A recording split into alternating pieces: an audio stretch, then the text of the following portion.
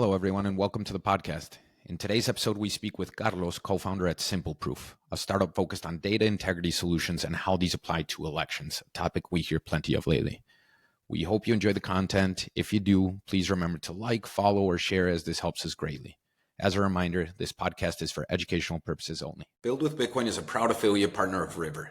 I've personally used River for years and highly recommend the product and the company. If you would like a seamless start to your Bitcoin-only financial services, use our exclusive link below, partner.river.com/buildwithbitcoin.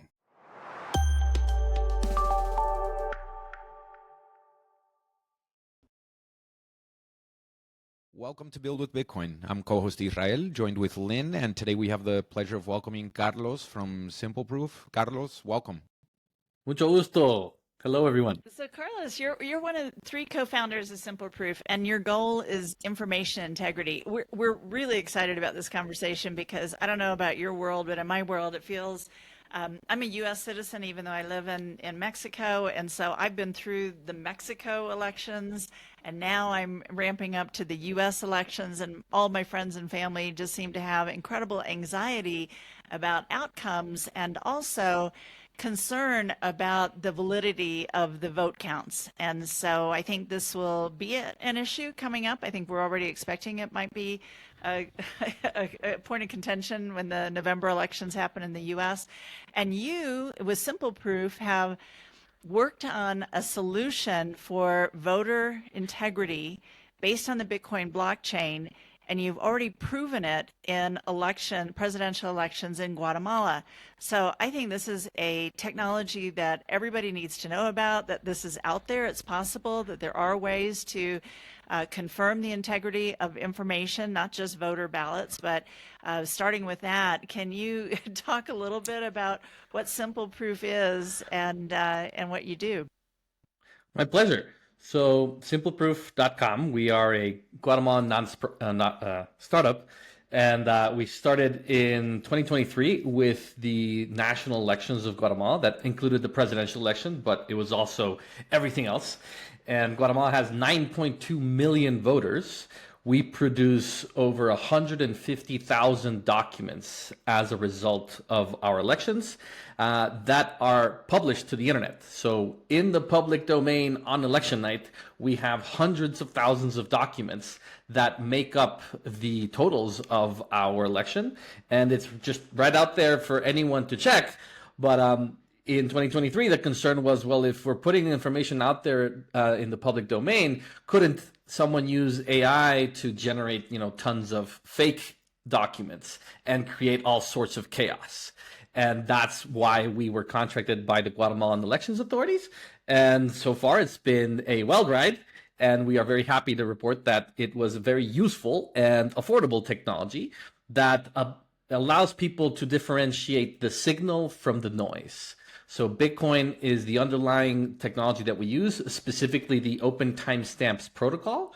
And so all of this is done using Bitcoin on-chain without causing blockchain bloat, but facilitating individuals and concerned citizens their power to verify that information has not been tampered with. And that's one of the beauties of the Bitcoin blockchain, because one of the attributes of Bitcoin technology is that once it is stamped in the Bitcoin blockchain, it is immutable, and so it cannot be changed. And because of the distributed nature of all of the recordings of this information, I mean, it's impossible to change it because you'd have to get consensus from everyone to change it, and it's never been done. So you're basically writing those records onto the Bitcoin blockchain or Timechain. So then if somebody changes that information in the future, you go back and you find the record of the real transaction. Exactly. Right. And so, it doesn't make it impossible for someone to commit fraud, but the way we see it is you reduce about 99% of the attack surface, particularly for an election, because the days after the election are very vulnerable for anyone to change the narrative. And so what we were able to do for Guatemala was, as soon as the documents reached the internet, within essentially 10 minutes of their creation, which is coincides with how long it takes for Bitcoin to issue a block, you can confirm that the information that was produced was on that block. Therefore, anyone that attempted to attack the election had to do so within those 10-minute intervals. So it's not impossible, but it means that would-be attackers have a much harder time of getting away with some shenanigans. And our position is, with how things, how vulnerable and intense elections have become nowadays, it is very useful to make it harder for people to sow chaos. And Carlos, maybe if we can take a step back, because this might sound a little out there for many people, and even myself when I first heard of these types of concepts. I mean, election auditing and Bitcoin don't really seem like they have much to do one with the other, right? So, but before we get into that part, maybe just conceptually timestamping, what's the problem you are solving for, right? And what were the issues in your previous work? And maybe you can speak to your background a little bit as well as an elections auditor. I mean, what kind of problem are we facing here, and what are you solving in this digital world which we're moving into? For sure. So timestamping is fundamentally what we are discussing, and it's an idea that essentially as old as humanity itself. Our need to determine when something happened, and even in the biological world, there is the concept of carbon dating, right? Like it's dinosaurs or fossils, etc. When you discover something out in the natural world, it's very useful to know when something happened. And for example, in the fossil record, by carbon dating something, you can determine whether it's a few million years old or several hundred million years old. And just knowing more or less when something occurred has a lot of uses to it, right? We literally live in a four-dimensional space-time continuum, so the dimension of time is very relevant. And in the digital age, the issue has been how do you create timestamps that you can trust? Because in the digital world, anything that we create has a timestamp. A computer, when you create a file, it uses its inborn clock to attach some kind of time to it. But in public records, well, that means that you have to trust someone and someone's clock. This is where the understanding Bitcoin as a time chain, which is how Satoshi Nakamoto referred to the blockchain of Bitcoin, is if the blocks over time consistently occur every 10 minutes, you can use Bitcoin as a clock. And because Bitcoin is the only digital network that isn't controlled by anyone, then technically it's the only clock that we can verify instead of requiring a degree of trust. This is exceedingly useful for elections because, like I said, you can force would-be attackers to only attack you on election night. Again, it's not perfect, but it makes anyone's job that wants to sow chaos a lot harder. And so the origins of where this came from is I'm an election auditor based in Guatemala. I previously worked as a volunteer within our system. The voting system in Guatemala is a very beautiful process, similar to Mexico's, in that we empower citizens directly to man their tables. They're responsible for their neighbors' ballots, effectively becoming a type of coin-join coordinator of sorts, where they're custodying their neighbors' ballots and they're mixing people's votes together into these documents. And then finally, they issue the election results that come out of election night. And so in 2019, when I was plugged into the system trying to audit it and verify that the results were accurate, the system collapsed very publicly. People went to jail. Famously, they threw the director of the elections IT department and his second in command into jail and blamed them for all of the problems that occurred. I still have a number of questions from 2019 in Guatemala that I can't answer, and the explanation of why they put these people in jail didn't fulfill my expectations. But unfortunately, what I realized then was it's a lot harder to audit an election after the fact. And when there's a maelstrom of chaos, you need an anchor in the sea of lies that can be generated. And we found that Bitcoin is that anchor, effectively preparing ourselves in 2023 to provide a tool that, as these documents are generated in real time in over 20,000 locations simultaneously, then you use Bitcoin to start to anchor them and generate a timestamp. And like Lynn said, it means that if anyone after the fact tries to create a narrative based on false documents, you can clearly point to which documents originated at the moment in time when, in an election, it's a very specific moment. It's election night. So anything outside of that moment in time, immediately is just a part of the noise.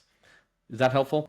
I guess just maybe adding to your explanation, maybe people it helps to think of the Bitcoin blockchain or Timechain as a database, right? And so when we hear, because this attribute to Bitcoin as money is referred to a lot, that it's immutable money, they're referring to this database, right? This time-stamped database of transactions, and that's what you referred to as being able to anchor off of that database. So I mean, no, it's a great explanation. I think it just kind of helps land these two concepts, because they initially they sound like they don't have much to do one with the other, right?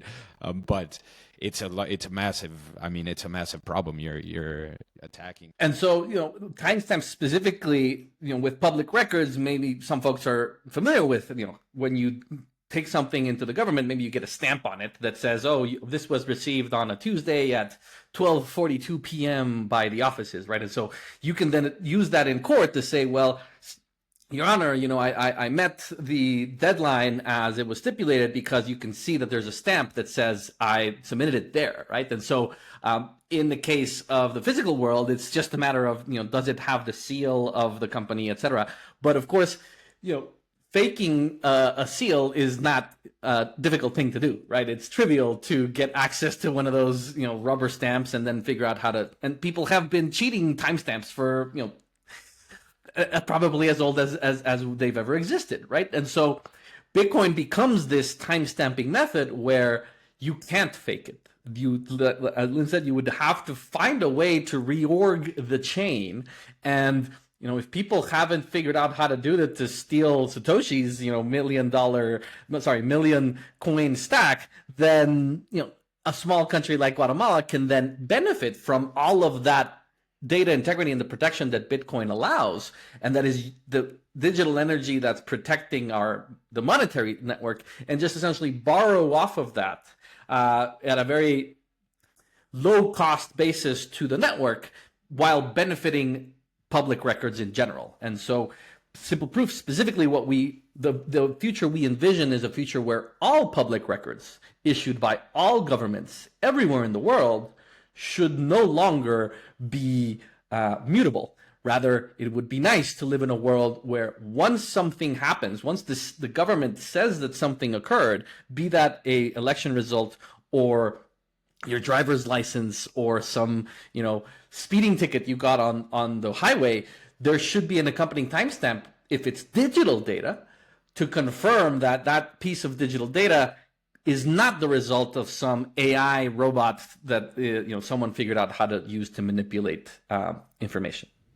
That's interesting, because as I started thinking about this whole problem, I was thinking, well, it solves the problems of the ballots that are cast, but one of the other issues or questions about election integrity has to do with registration.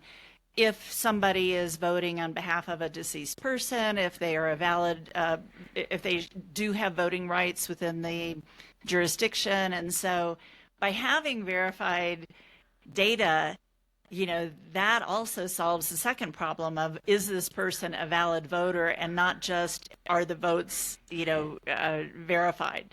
So I'd like you to dig into a little bit more about the whole vision of Simple Proof with public records, and where else you might see this opportunity of information on the Bitcoin blockchain. For sure. And if it's helpful, maybe I can show a quick example of how it actually looks like, right? Because people might get a little lost in hearing about this, but the cool thing about the use case that we demonstrated in Guatemala is that you can actually just go and do this yourself, right? My favorite saying within Bitcoin is "Don't trust, verify." So this is our webpage, simpleproof.com. I invite anyone to go and see it. But specifically, our first client is this website, which is trep.gt. It's known as the Election Night Reporting System of Guatemala. You can click one of these buttons to go and check out a specific election. And so here we see that we're looking at the Presidente election. So this is why it's toggled here on the upper left. And so this website allows anyone to verify that the totals are real. They're claiming that 99% of the data is available here, and the database was last updated on June 29th, 2023. And so you can scroll down, see the map. This is Guatemala. Up here on the left is Mexico. Down to the south is El Salvador. And further down, you see these national totals. But the question as a Bitcoiner is don't trust, verify, right? Like, how do I know that these numbers, 365,028, actually were accumulated by this party? So our system allows you to drill in and pick any number between 1 and 24,500. So if you could toss one out there randomly at either of you, I'd appreciate that. Between 1 and 24,500. 100. 100. There we go. So I could do any of that. Here we're just going to look at this one example. But so now I'm looking at table number 100 and this geographic location. And so instead of looking at hundreds of thousands of numbers, I'm looking at much lower numbers. So what the system is saying is these are the votes that occurred at this table. Again, don't trust, verify. If I keep scrolling down, the Guatemalan authorities give us a button here that says ver. It allows us to see these documents that exist in the public domain. The equivalent in the United States is a poll tape or statement of votes cast is what I've been told they call it in the county clerk systems. But And so Carlos, just to take a quick pause here, for those listeners who might be tuning into just the audio version of this, so Carlos is currently going through the visual example, sharing his screen here of public records in Guatemala that used simple proof to verify the 2023 Exactly. elections. Is that right? Exactly. What you're looking at your screen is table number 100 that was signed by Melanie, Carmen, and Anna. And they're saying 293 voters showed up and their votes were distributed in this way. But again, don't trust, verify. How do I know this JPEG isn't from yesterday, right? And so there's a very obvious orange button here that says verify hash. If I click that, I've now left the election night reporting system of the Guatemalan national authorities, which handled 9.2 million registered voters. So we are not a gigantic place, but it's not a small election. And now I've left in the immutable backup service that was provided by Simple Proof. And all that we do is report this document exists on our database as of June 25th, 2023 at 11:52 p.m. And then because it's an individual JPEG, we obtain the SHA-256, which is a unique identifier that's unique to this JPEG in the universe. It's a series of letters and numbers that only exist in the universe for this JPEG. It's a secure hash algorithm, and no time to go into the details of that, but basically it's fancy cryptography to say this is like equivalent to the fingerprint or the genetic code of this JPEG. And there is verifiable information of this on the Bitcoin blockchain as of June 26 at 12:42 p.m. So within 15 minutes of time, in this case, this is a unique case that took 50 minutes, you can then scroll down and see here is the original source file, which you could download and check against the one that is being published to the internet by the authorities visually, or download it and hash it out yourself. But then in addition, there is an OTS file. And so OTS files stand for Open Timestamps Protocol. I highly encourage folks to visit opentimestamps.org. So what Open Timestamps does is the underlying protocol that ties all of this to Bitcoin. So what you're now seeing on your screen is what's called a Merkle tree. At the bottom of this tree, we find this hash of this file, which starts at 75FF. And that's exactly the same as the hash started previously, 75FF8F. We can see it's the exact same code. So if this code is unique in the universe, then if it keeps going up the tree through a series of other cryptographic proofs, then as long as I keep a record of this proof and then track this document through its orange brick road that I'm showing you here, all the way up its path in this Merkle tree, it'll eventually lead you to a Bitcoin transaction. And all of these individual bricks that you're seeing are all their own individual JPEGs, but more on that later. Finally, you get to what's called the Merkle root. That's the final root or hash in the Merkle tree. And the only difference between the Merkle root and the rest of the tree is that in addition to the hash, it also includes a transaction ID. So if you're running your own Bitcoin node, you're one of the nodes that is protecting the network by validating the rules, you can grab that transaction ID and plug it into your node and go and see the individual transaction that proves that this is on Bitcoin. We facilitate a link to mempool.space, so shout out to that team. It's the Wiz and Friends. And so now on the screen, you're no longer looking at our database. You're looking at the mempool according to mempool.space, and specifically the transaction that we are referencing for time. This transaction includes a timestamp of June 26 at 42 a.m., which is the same timestamp that I was showing you earlier. So we are using this transaction on Bitcoin as the stamp for the rest of this data. Further down in the details section, I can bring up what's called the op-return function. And for those that don't know what op-return is, imagine a transaction on Bitcoin is like a check. When you write a check, you write the date, so the timestamp, you write to whom you're paying and the amount, but there's always also a space for memos or just arbitrary data where you could say maybe this is like your month's rent. So what we are doing is including in that memo space this unique hash, the SHA-256, which is the Merkle root of our Merkle tree.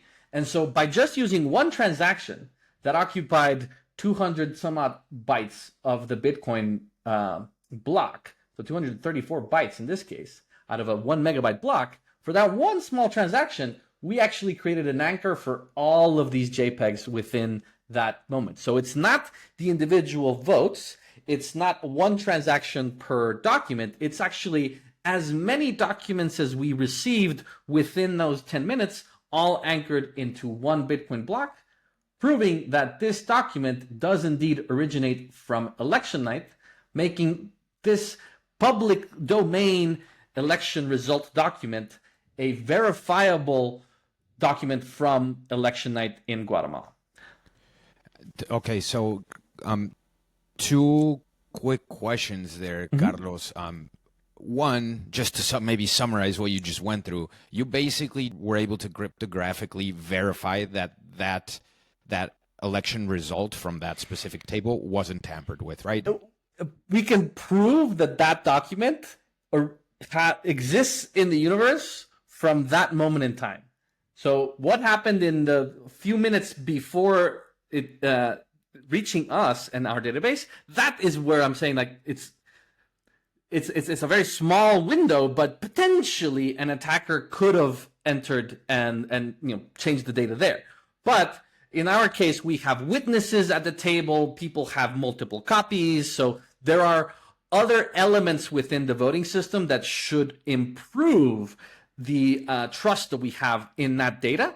But it's not absolutely perfect. Probability goes way, way down because you don't even know which polling tables or districts have the closest outcomes to be able to manipulate them. So yeah, that's amazing. And then the Merkle tree aspect of it, which may be a little bit technical, but that really allows all of the information that you're uploading on the Bitcoin blockchain to be compressed in such a way. It's kind of layered in this. If you think of the tree, it's like just the root of the tree is registered, but then if you dive down in it, then you can see all of the transactions that make up that tree. But that means you're not contributing to bloat of the Bitcoin blockchain, which has been a topic of concern in the last couple of years as we've had NFTs and things like that being written onto the Bitcoin blockchain. Indeed, this is very efficient in terms of how we use the space on the block, so that even in a case where we are extraordinarily successful and this is widely used, this still would represent less than 1% of the total block space, meaning that the majority of Bitcoin is still money, and a small sliver of the database is used to provide an anchoring to all digital information in the entire world. And we believe that is a good, benefit and positive externality of Bitcoin.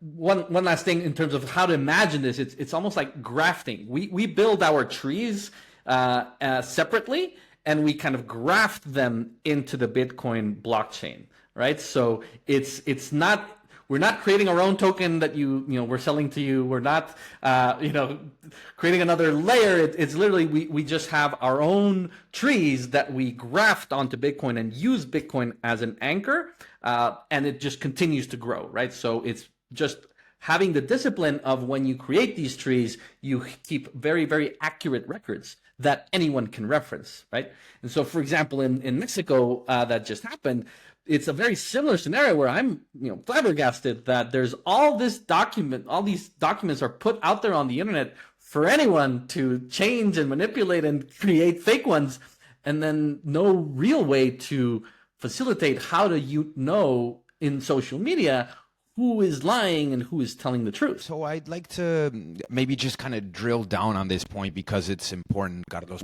As Lynn, you mentioned, it's been, a topic of discussion, and it's an important topic of discussion as we kind of look into Bitcoin's future.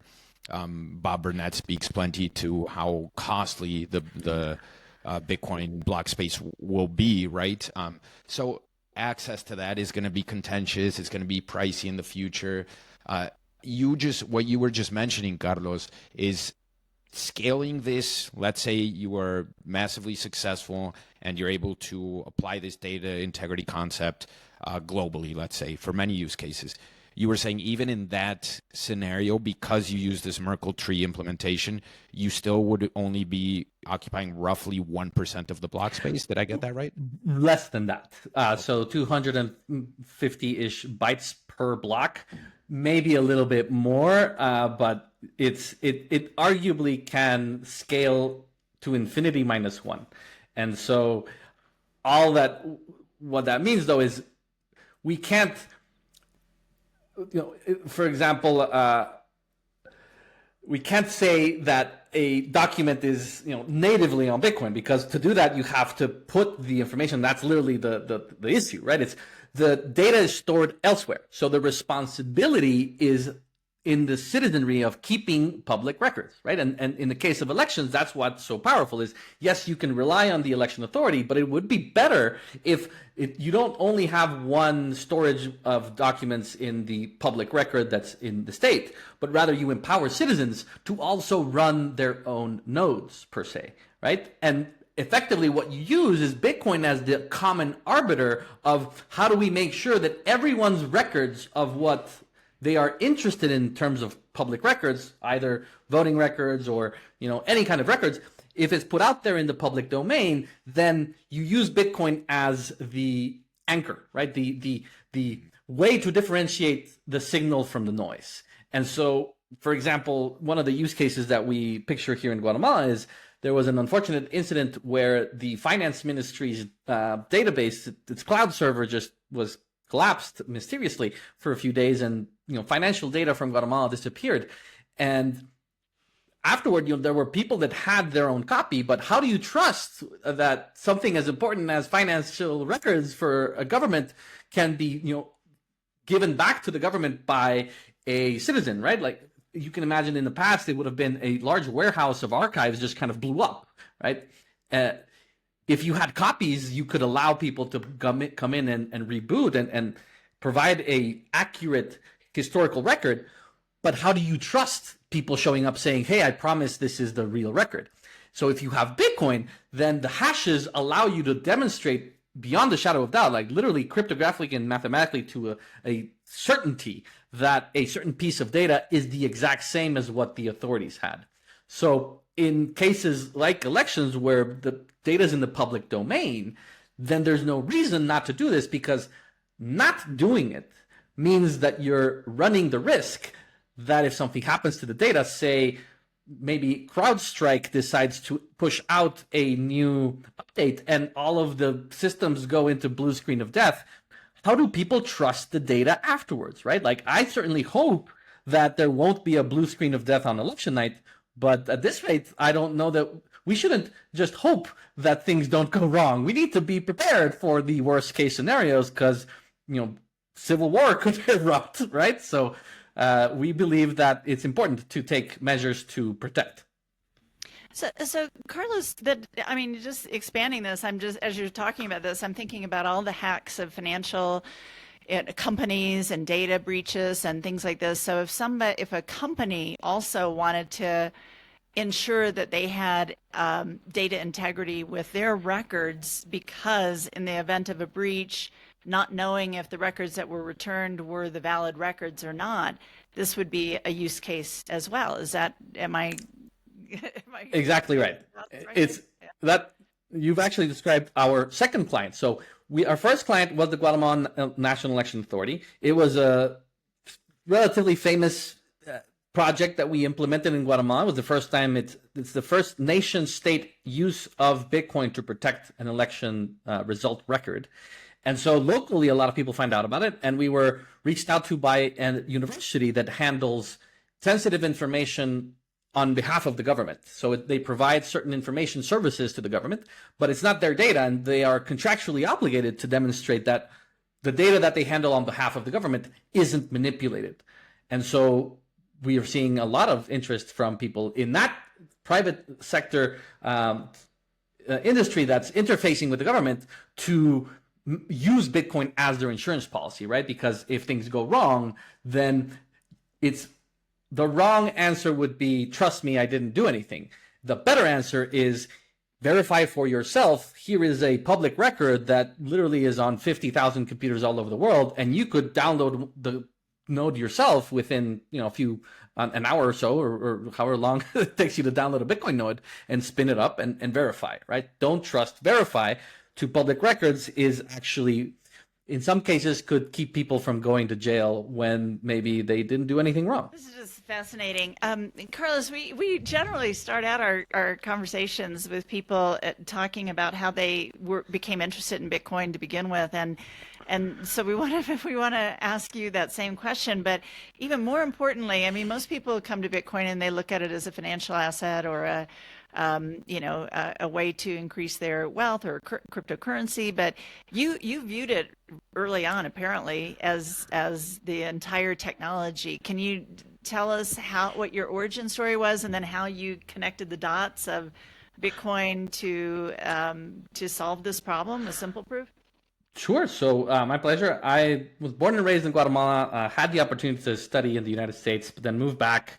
My family has a tradition of trying to move back and build things locally, and so I was working with my father in 2009 through the 2010s, when one day we were unfortunately added to two of our family's businesses were added to the OFAC's list, and we found out by reading the newspaper. And so I reached out to the state, actually it was Treasury that manages that list, and it took them about 24 months to remove us from the list.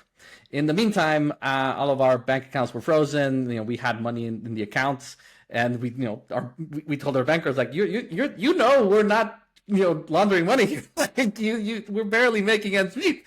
And yet the answer was, if you're on this list, if we move any one of your dollars, we lose our SWIFT license. And if we lose our SWIFT license, there's a bank run. And if there's a bank run, then there's a bank run on the whole country. And so, we were basically, unfortunately, exposed to the weaponization of the dollar. And, my father's 30-year-old business effectively went bankrupt as a result of that. And so I just, when something like that happens to you and you realize your money is not yours, right? Any money you have in the bank is actually theirs, and it can disappear overnight, and there is no due process. And afterwards, I just realized, the world needs censorship-resistant money, and I will do my darndest to make Central America win the race to adopt Bitcoin. And so around that time, I was organizing the blockchain meetups of Guatemala City. I originally, Guatemala was very badly hit by the "it's blockchain, not Bitcoin" idea. And so that kind of confused our community for a long time. But what brought us together in these meetups was the idea that blockchain is going to change the world. And after years of organizing folks into this meetup, we were kind of fed up that no one was, it's going to change the world, but when is it going to start, right? And many of us were deeply involved in the election system because, as I described earlier, it involves volunteers, right? It mobilizes people, and I personally fell in love with it. And I realized, wow, I started seeing parallels between a voting system and Bitcoin, and realizing, especially paper records and how we do our voting records, where everything is counted in front of everyone, that this kind of system is a proof of work consensus algorithm. And so democracy effectively helped me understand the difference between and the value of proof of work consensus versus proof of stake, right? And so just that led me to, with the meetup, meet my co-founders, and just as a result of that meetup, and that's why we're very excited and always support communities and people out there that saying, if you're sick of just listening to podcasts by yourself, maybe you should get together with a few friends. And our experience was, you start small. Like literally the first meetup had, I think, like 5 people show up, and by the end of it we had hundreds. And as a result of that, I met very talented folks that now, Simple Proof is a direct result of that. I mean, I think that, we all tend to think, that's a terrible experience that you and your family had to be erroneously put on this list. But yet, you look at what's happening in the world today. This is September of 24. But what's happening in UK for, publishing information that is considered contrary or insightful for and people being put in jail, and talk of that even in the United States. So we just don't know where things may go. But your point is correct that in terms of the banking system, if you're in the traditional banking system, you have the ability to be frozen out of it at any moment, depending on your actions, if they go contrary to whatever new law is put in place. So just wanted to red flag that, because even though people listening might think, oh, that's Guatemala, that could never happen to me, but don't, just... Well, first they came for the Guatemalans and I didn't say anything, and then they came for the UK citizens and I didn't say anything, and then they came for me, and there was no one left, right? So I think and that's why seeing democracy as a proof of work consensus algorithm for me is the opportunity of reaching a completely different audience with a very important message about Bitcoin that's around truth. And so I think it's very natural that people immediately react negatively to you telling them what to do with their money, right? And you having this idea that magic internet money is going to save you from hyperinflation. I think it's a good thing that people immediately kind of defensively react against that. But through the democracy angle, we can reach people with a different attribute of Bitcoin, which is just truth. Right? And how do we know something happened? And there are other ways that people believe that something happened, but I'm convinced that Bitcoin is the best way. And over time, this will dramatically change humanity, right? Of just, if it's on Bitcoin, then it happened.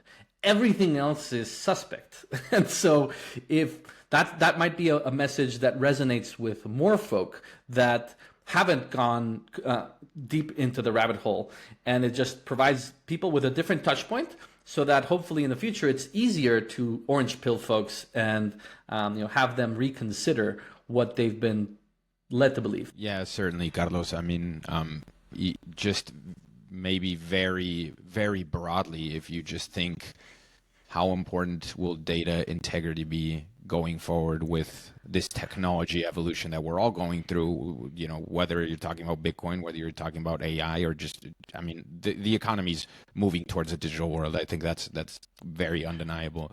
And if you just think, how important will data integrity be, and why is Bitcoin a part of that? I mean, Bitcoin is the largest computer network that we have, right? And importantly, it's decentralized. So, I mean, I think just conceptually, you're certainly hitting a very clear pain point.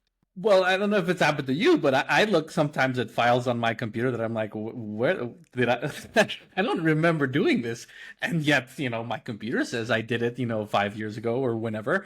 And if you don't have a clock that you can trust, then in the future, like it's just very easy to manipulate people and to manipulate the person that's most responsible for manipulating you is yourself, right? So how do you protect you from yourself and just keep your wits about you of things that you did years ago might not be as easy to recall, right? And so these are tools that I think eventually will make its way into everyday life of everything that we do. The way we like to say it is we want to be as ubiquitous as a stapler, right? Like I have a little paperclip here on my desk, right? It's like it's having files around without a staple or without a paperclip on them to hold them together is kind of just weird, right? Like no one, like you have that issue on your desk, like you can suddenly like push some papers over and you lose control of, and you lose the sense of where they were. And yet in the digital world, we're just creating just enormous amounts of data, and what's holding it together? Like what's tying it to reality? In the digital world, the only network that is tied to reality through energy is Bitcoin. Everything else is suspect. And so we just are lucky to have found an opportunity that we describe as a blue ocean, right? There are other people doing this, but we seem to be the only ones that believe that Bitcoin over time will be the most obvious and best way to do this. So just very excited to hopefully work in the US, right? Because there's plenty of records that are published to the internet that come November, and I'm just wondering, how do people protect from people going online and creating narratives around fake records? Like, if you don't do this, I don't really know how else to do so. Carlos, you had mentioned something about the meetups in Guatemala and the concept of blockchain versus Bitcoin, or Bitcoin as one of many blockchains. Why the Bitcoin blockchain, and why wouldn't, I mean, we hear a lot of blockchains and solutions being touted as being better because they're more energy efficient or they're more flexible. So for anybody who's not as familiar with the differences, why the Bitcoin blockchain? Sure. So some folks consider decentralization to be a spectrum. I think it's binary. You're either decentralized or you're not. And in the case of Bitcoin, it's the only network that has proved that it is decentralized. Whereas everything else, we don't know. And if it's not provably decentralized and you want to risk putting national security information on a database that may or may not be controlled by someone, why take that risk? If you could use something that because it's proven to not be controlled by anyone, why not use that one? And so it's in the realm of national security. I would hope that the people that are making decisions realize that there's no reason to take extraordinary risks, right?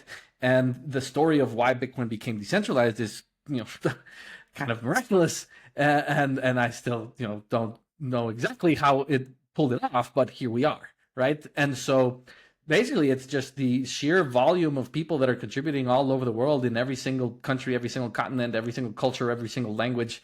Everyone at this point knows someone that is running a Bitcoin node, and that's not the case for any other database anywhere. So, yeah. No, well, that's a great way to put it, Carlos. And maybe just a snapshot of moving back to Simple Proof, the company.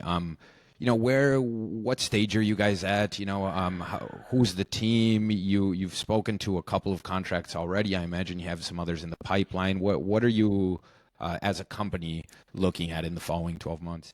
Excellent. Well, appreciate it. Basically, we've found in Guatemala that working in the elections is a very quick way to make a broad sector of society aware of this new use case of Bitcoin. And so it leads to other applications that are tangentially involved with public records. And so we have in the pipeline already things that we hope to come out with within those 12 months, right? Of other aspects of the Guatemalan government and also a few neighbors that are keen to figure out how to leverage this, but then realizing, well, this is a global problem, so we are very interested in working with folks in the United States ahead of the November election. Our solution, because it's information integrity, doesn't require changing anything of the election process. It literally, like, information that ends up in the public domain, county clerks that I've spoken to, at least, for example, print out their election results and just put them outside of the polling stations so that people can go and see, what the results are at their neighborhoods. That's fantastic. That is a great way to broadcast information. And then some people are doing that on their social media websites, right? They're just putting this out there. If they don't do that with an accompanying timestamp, they're just asking for trouble. And so we're very optimistic and hopeful that we can find people to work with and support come November, and that will lead to further contracts in the United States, just like it's leading here in Guatemala. And then, the team is still very small. We're 3 co-founders plus a small technical team, and we're starting to identify new talent. And so, yeah, we've finalized a pre-seed investment round and hope to come out in early 2025 with a seed round, and are looking for investors that might have ideas on how do we scale this quickly into government records all over the world. So when you look at who would be an ideal investor for you, are you looking for beyond the investment itself, but contacts into government agencies or introductions, or what other aspects that help Simple Proof grow? Definitely. So it's basically anyone involved in the cloud infrastructure government technology space, either in any market really, but that kind of experience is exactly what we're looking to bolster, right? Folks that are already involved in providing particularly information technology services to government agencies. We would really like to work with them because that's who we can benefit. And more broadly, it's folks that have experience growing companies at rapid scale, because we expect that it might be pretty aggressive growth because of the nature of the software. It doesn't require necessarily a very large team, but it can grow quickly, right? So please reach out. And what is the monetization model? So how do you make money? Oh, for sure. So, well, as I mentioned, because we are being very efficient with the data that goes onto Bitcoin, all that we're using Bitcoin for is our clock, right? It's the only clock that no one controls, and so it's very, very low impact on Bitcoin. But then that means that we keep records of it outside, right? So our immutable backup service includes a hosting of all of the files, a hosting of all of the proofs. Imagine the staples that go in with every single file, so that because every single individual file has its own unique path to how it traces its origin back to Bitcoin, right? So it's literally like every single file has its accompanying file that traces it to reality. And so that is a kind of data management software that is tricky. And basically what I showed you online is a means by which we make that very intuitive user experience for particularly citizens or anyone that is involved in the process who may have concerns and wants to have that experience be as simple as possible, right? So we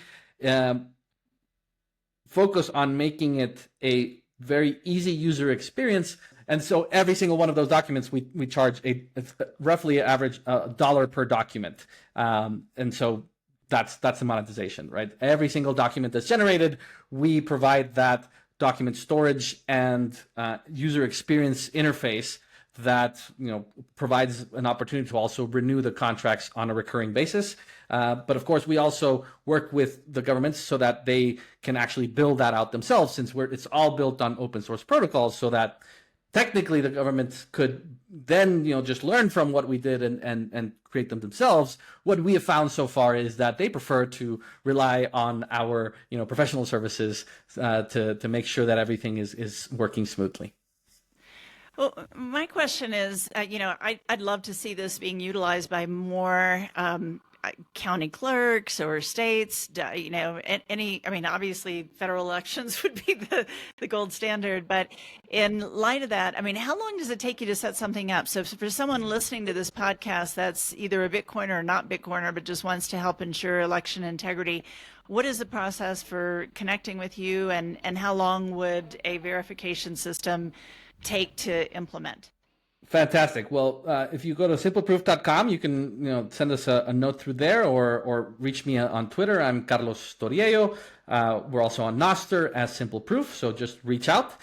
We are looking at a pilot right now where we are taking publicly information that's in the public domain that's produced by a county clerk. In that, it's a small county that's producing barely less than 50 documents, and there's a very simple process where it only requires one step, where one person basically hits one button, and those documents that are going to their social media, going in the public domain, before doing that, they will be timestamped, so that when they enter the public domain, someone tries to create a disinformation campaign, they can easily differentiate that. So it's literally a small pilot contract that's going to be implemented within less than a week.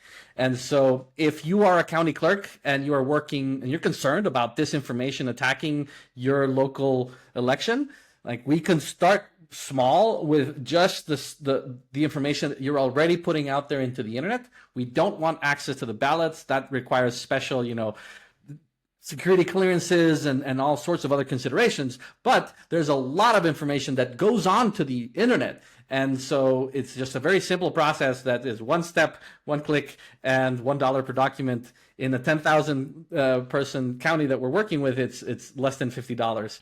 And yet they might become the first county in the United States to use Bitcoin to protect their democracy. So if you want to join them and become the first county to use Bitcoin to protect democracy, then please reach out. Well, it sounds simple enough, Carlos. You're able to kind of pilot using already public data, right?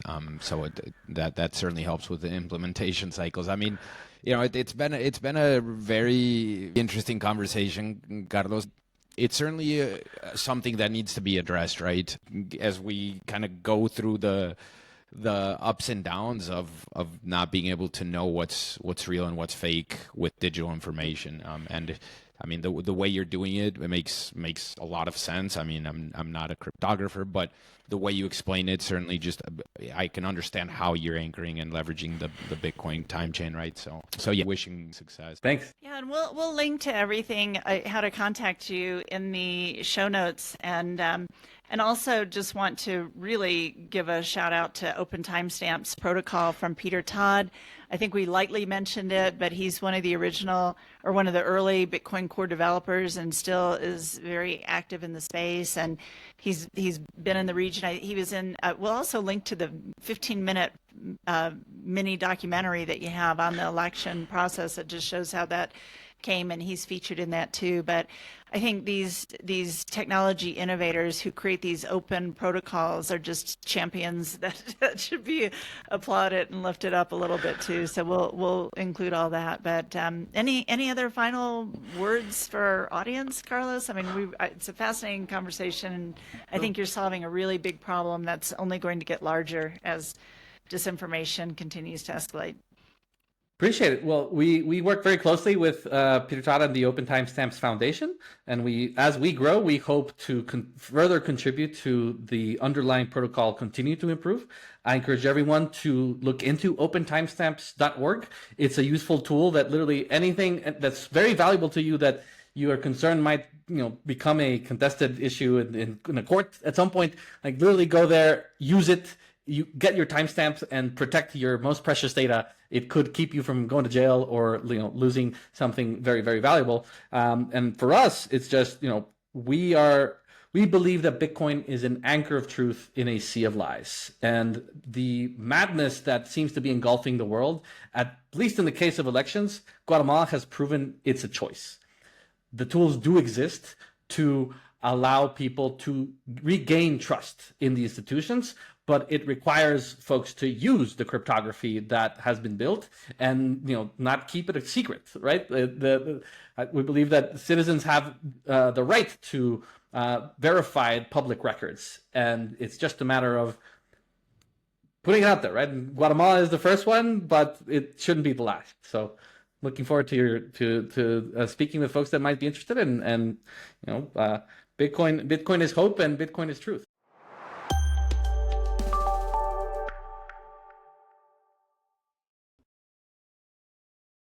Thanks for listening to the Build with Bitcoin podcast. If you found benefit in what you heard in this episode, we'd truly appreciate it if you would like, share, or leave a comment on whichever platform you're listening, as this helps others find us, which is especially important for a new podcast. And as a reminder, our content is intended for educational and entertainment purposes only and is not to be considered investment advice or a recommendation to invest in any company or asset mentioned in the podcast. Build with Bitcoin is a proud affiliate partner of River, a full-service, 100% reserve custody, Bitcoin-only financial services company. For your next Bitcoin purchase, use our exclusive link, partner.river.com/buildwithbitcoin. Thank you sincerely for being a part of the Build with Bitcoin community.